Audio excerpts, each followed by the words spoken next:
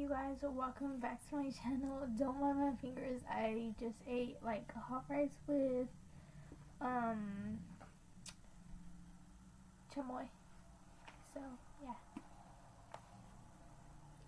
But today we're gonna be reading Only Love Can Hurt Like This by Paige Toon, chapter 10, page 90. Okay, let's go. Opening day takes us all by surprise. Way more townsfolk than expected, and the event had a gorgeous summer party feel about it, with music playing in the barn and children tearing around. Bailey and Casey join us, as well as Casey's parents and his brother, who are all as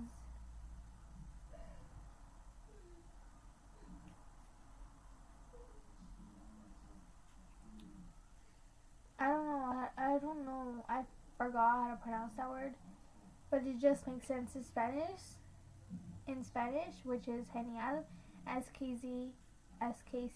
Peggy and Patrick also drop in, but there's no sign of Jonas.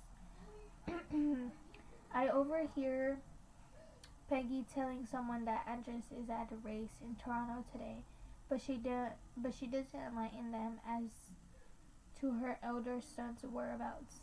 When we speak, she doesn't. What? When we speak, she asks if I've been on any more walks around their property. I tell her I haven't dared in case I get told off by one of her boys. She laughs and assures me that I can wander wherever I please. I promise to take her up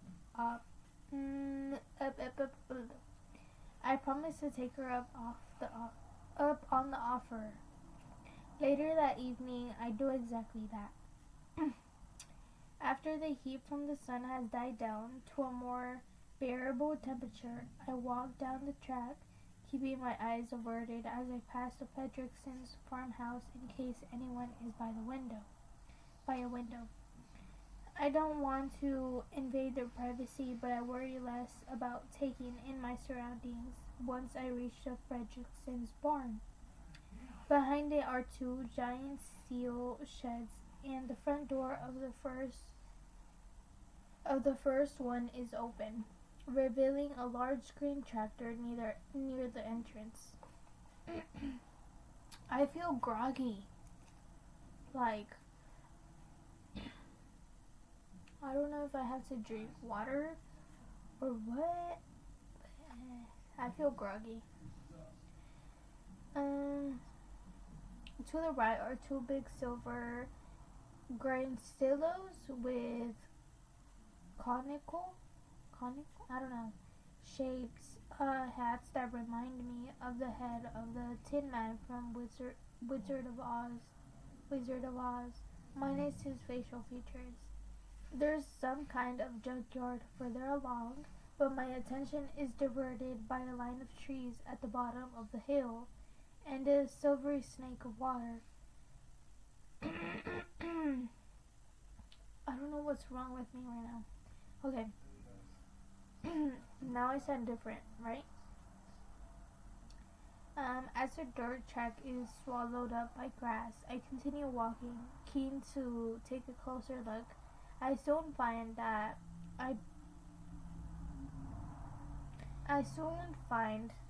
what I thought might be a large stream is in fact a small river that runs parallel to the main road. Oh my gosh, something is wrong. I don't have water nearby. Where was I? I soon find that what I thought might be a large stream is in fact a small river that runs parallel to the main road at the top of the track. The water is running freely. It's rocky by the bank, and I climb up on a boulder, trying to get a closer look at the water. Is it deep enough to go swimming? I smile at the discovery of a rope, old and frayed at the edges. dangling from a thick branch. I bet Andres and Jonas used to swing from that when they were younger. The thought of taking a dip here on a hot day is appealing. I quite fancy taking my shoes off now and having a paddle and seriously contemplating doing this when a twig cracks behind me. Startled, I look over my shoulder and find a great big hulk of a man standing in the shadows. My heart leaps into my throat. At the same moment he says, "Don't slip," but I'm so terrified. I do exactly that, my scream ringing out through the treetops as I slide off the rock and into the river. I don't know if I'm getting sick or what. Later, Jonas is laughing at me. "Ah, it's cold," I gasp, failing toward the bank. The water is only waist deep, but my top half was drenched by the splash from my fall. "Are you okay?" Jonas asks, his eyes wide as he clambers over the rocks to the water's edge. "You frightened me," I yell at him. I must look like a downed rat. I'm sorry if you guys hear background noise. My family members are currently watching a movie, so that's fun. Um,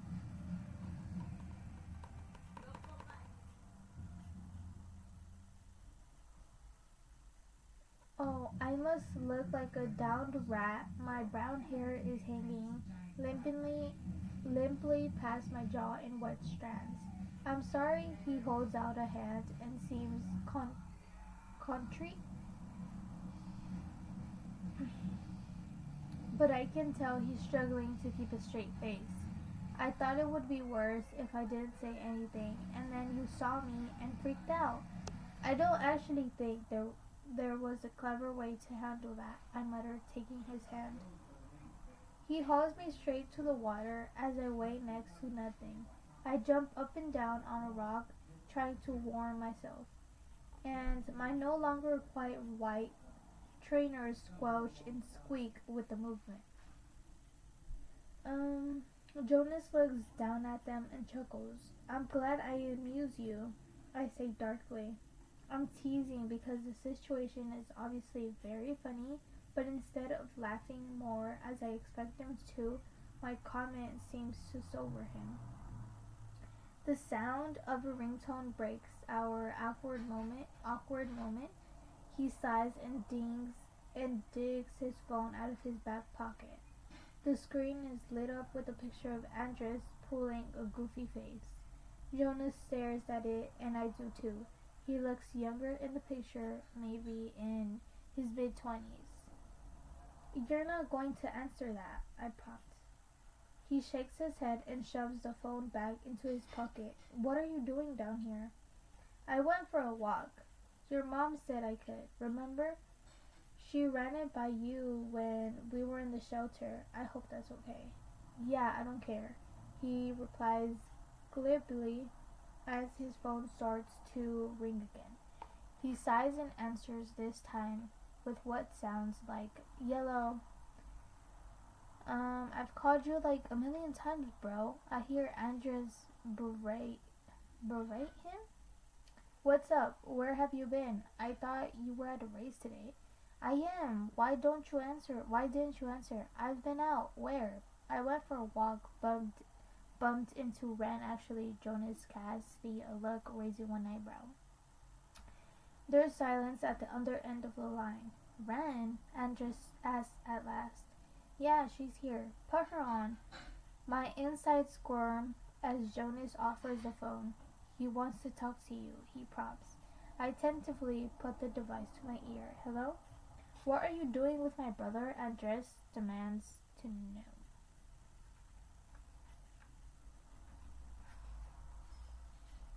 "Is he angry? Why?" "Nothing. I bumped into him down by the river." I sound defensive. Jonas is walking out from under the trees, but I stay where I am, shivering in my wet clothes on the rocky bank. What was he doing there? I don't know. Did he have anything with him? Is he okay? I realize that he's not angry. I've got it wrong again. He's worried. He's fine, I think. I watch as Jonas comes to a stop at the edge of the field. It's muddy, greenery, barely breaking through the soil.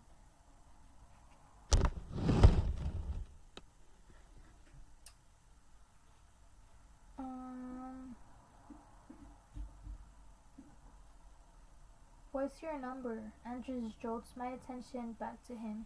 Can we talk later when you're alone? Yeah, I guess so. I relay my contract details, my heart picking up the pace. I'm calling you now, so you have mine. Call me back when you get a chance. He ends the call, and a few seconds later, I feel my phone buzzing in my pocket. It stops again almost immediately. Thankfully, it's waterproof. I squelch my way over to where Jonas is standing. You alright? I peer up at him. He's so tall, it's crazy. He nods, staring at the field. He's wearing a faded yellow t-shirt that's ripped at the shoulder and grubby jeans that look as though they hadn't seen the inside of a washing machine in months. His brown hair has separated into distinct waves, the way hair does when it hasn't been subjected to shampoo in a while. Definitely more caveman, less model. Your brother worries about you, I say as I hand back his phone. I wish he wouldn't. He has such a deep voice. It's several keys lower than his brother's on the octave scale. And his Midwestern accent is stronger. Shouldn't he? He doesn't answer, pocketing the device. It's not a very reassuring response. I sigh and look down at my appearance. Guess I'll be getting home then. Do you want my t-shirt? No thanks, I'll be fine. I appreciate the offer, but it's warmer out here. Away from the shades of the tree anyway. I would feel super weird if he stripped off his toe and walked home half naked. I'll give you a lift when we reach the farm, he says. That would be great. Not on a motorbike though. I hope. He snorts. I forgot my brother got you on the back of his. It was that or a tornado. As memories of Andres came back to me, my stomach is hit by a flurry of nerves. He wants me to call him. I assumed I'd seen and heard the last of him. Was there any damage to the farm after the storm? I asked as we set off. Nothing bad, at least not on the property, but it looks like we've lost the cornfield. He nods at my squeaking trainers. You should take those off. You'll get a blister. He's right. He waits while I wobble around, yanking off my wet shoes and socks, one after the other. Which field of corn was it? I asked as we set off again. The one along the track between our farm and yours. How can you tell there's anything wrong with it? I hadn't noticed any stalks laying around or laying down when I walked past earlier. Hail damage to the tassels. What are tassels, sorry? I know nothing about farming, but I'm interested. They're the flowers that sprout from the top of the stalks. He points at the field of maize in the distance. The pollen falls on the ears of corn and pollinates the silks. Without tassels, there'd be no corn kernels, my bad. Luckily, Hale's highly located, so it skipped the other fields. So what will you do? Will you take it out and plant something else? He shakes his head. It's too late in the season for that now. We'll leave it and harvest it with the rest of the fields. You could create a maze, I exclaim. He glances down at me. His heavy burrow furring. Burrow, brow furring. His eyes are very dark blue. A what? A maze? A maze. Maze. I repeat with a grin, swinging my trainers in my hands and hoping they'll dry out a bit. I'm enjoying the feel of the ground beneath my feet. It's been so long since I walked anywhere without shoes and socks on. Oh, maze. He gets what I'm saying. That's what you call corn in the UK. That's right. Yeah, I can just see my dad going for that. His tone is as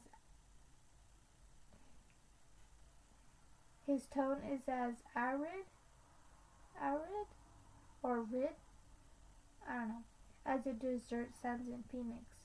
But I'm underrated. I don't know. Think about it. People could come to Witherhill to pick our pumpkins and then visit your maze afterward. Or corn maze, whatever you want to call it. He humps. A moment later, he says, I'm going to run ahead and grab the gator. I guess he didn't like the idea very much. Later on. Pulling on a fluffy white robe after showering, I return to the bedroom with my phone and perch on the end of the bed. I'm all fidgety and nervous. Andres answers on the second ring. Hi, Ren. At the sound of his quiet, deep voice, my nerves seem to settle. Hi. Are you home? Yes. Did Jonas walk you? He drove me in the gator. Why? Just wondering. His tone is softer than earlier, and suddenly I can see him clear as day inside my mind, raking his hands through his hair and staring after me as I walked away with through his parents' gate. Thanks for calling, he says. I was worried. I hug my free arm around my waist. He seemed okay. What was he doing down by the river? He wonders out loud. Did he have anything with him? Not that I saw. He already asked that. What sort of thing were you thinking? I don't know, a rope? That jittery light feeling that's been building inside my chest is slammed out by a block of ice. Are you serious? I ask. I'm so sorry. I'm sorry. I didn't mean to freak you out. No, I mean, you really think he could do something like that? I picture the rope swing fixed to the branch and switch it out with a noose. The mental image filling me with horror. I hope not, but you never truly know what's going on inside another person's head. He really did seem okay just now. I tried to reassure him as well as myself. We were talking about farming. He puts on a good act for strangers. Is he depressed? Undoubtedly. Do you know why? Loads of reasons. He feels isolated, trapped, overwhelmed, out of control. If that tornado had torn through the farm, I don't even want to think about the consequences of something like that. Just the debris alone caused a lot of extra work.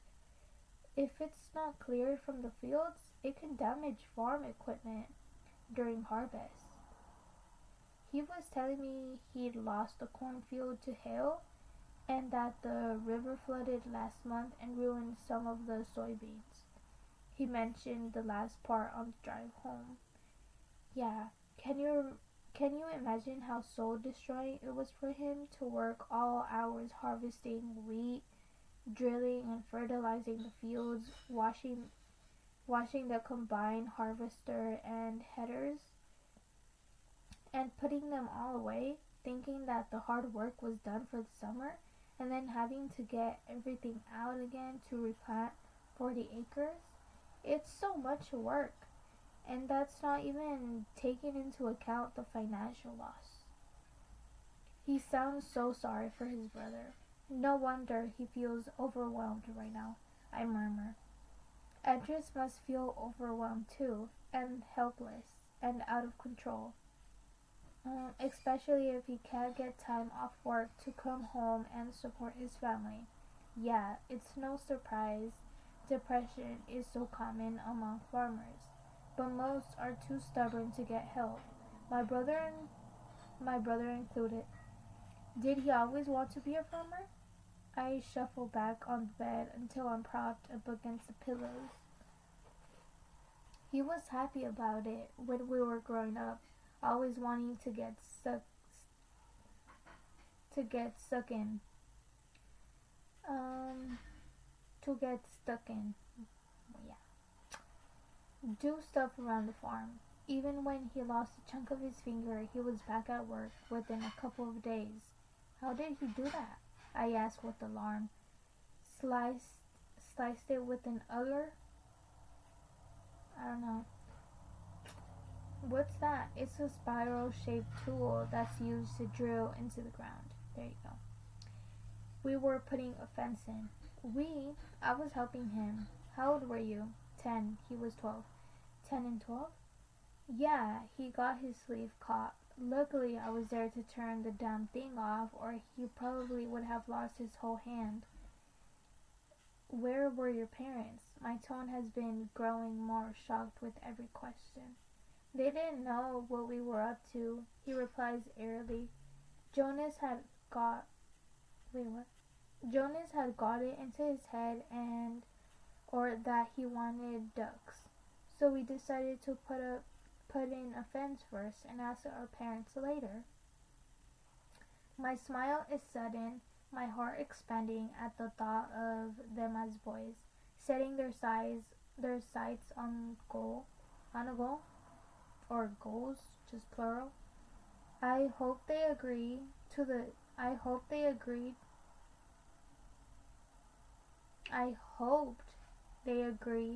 ducks after that.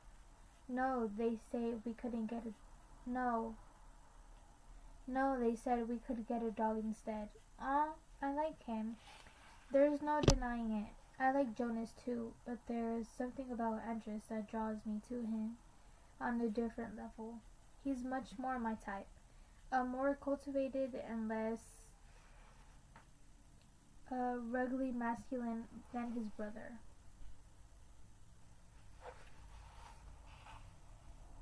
Every time we speak, I feel a bit more awake, a bit more alive.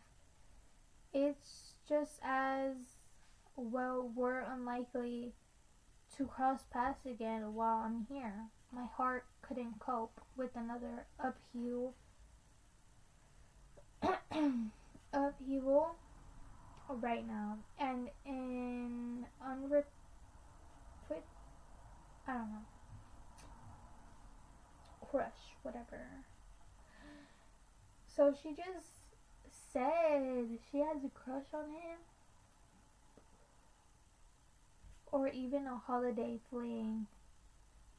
Wouldn't do me any good at all. That line has gone quiet. I hear Andres draw a long, slow breath. A thought comes to me, something I feel I should mention. Andres, I say carefully, there's a length of rope hanging from a branch down by the river. It's a swing. We used to play on it as kids. Do you want me to, I don't know, climb up there and somehow cut it down? How do you think you're going to do that? He sounds amused. Hop out along the branch like a little bird? I let out a huff. I'm kidding, I'm sorry. If he wanted to take that way out, he wouldn't bother with that old rope. He'd use a new one. My stomach turns over the visual that claws its way into my head. Fuck. Andres mutters, joking over. My dad used to call me Little Bird. I latch on the first change of subject I can think of. Sorry. What? He's still distracted by his dark thoughts. You tease me about hopping out on a branch like a little bird. It's what my dad used to call me when I was younger. Little bird. He doesn't anymore? Not since my parents split up. When was that? I was about 5 or 6. Me too. Me too. He left when Cheryl fell pregnant with my half sister. Was she with you at that bar that night? Yes, that was Bailey. I recognized the guy you both were with. I thought he barely looked like us. Her husband, I'm all over the place, guys. Her husband, Cassie, or Casey. I think we went to the same school. You did, I confirm. You know that for sure? Walked right into that one. He mentioned you and Jonas. I tried to explain how I have any knowledge of him without making it sound as though I asked. He told us your family owned a farm next to Dad. Ah, so that's how you knew who we were. I hear knocking in the background along a muffled shout. Hang on, I'm coming. Andres calls back, covering the receiver. You've got to go. I don't want the conversation to end. Yeah, I told the guys I'd go for a beer. Your teammates? Are you celebrating or whatever that other word is? Celebrating, he replies. We won. Congratulations. Thanks. Hey, and thanks for calling me back. I appreciate it. Anytime. When are you going home? Thursday. There's been no more talk of me staying. Either Dad hasn't raised the subject with Cheryl or she's already dismissed the idea. Well, have a safe trip, he says. Maybe I'll see you next time you're in town. Maybe. But knowing what I do about his busy racing schedule is how rare it is for me to be able to visit. There's every chance we won't see each other again. Well, I don't know. It's kind of cool that, like, it just came to me that this book is like a small town romance. I don't know. Or at least that's what it is, like, kind of advertised as, maybe. Because I really don't know all the genres from this book. So at this point, I'm just, like, guessing. And yeah, so I might be cheering on for, what's it called? Andres and for Ren. Yeah. I feel like Jonas just needs,